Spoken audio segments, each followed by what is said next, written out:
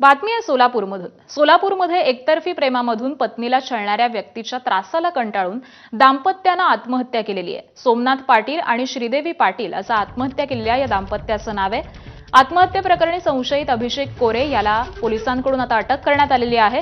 तर दोघांनी आत्महत्या करण्यापूर्वी लिहिलेल्या चिठ्ठीमुळे दोघांच्या मृत्यूचं कारण हे समोर आलेलं होतं।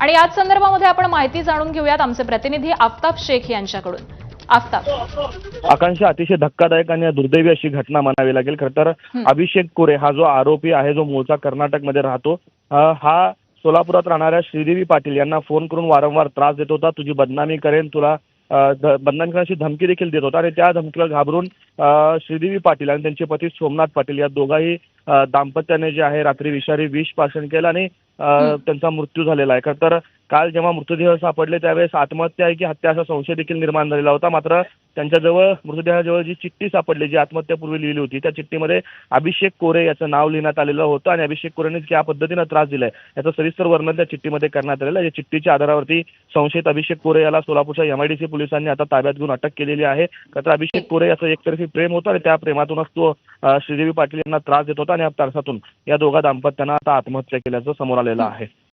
नक्कीच धन्यवाद आफताब या सविस्तर माहितीसाठी।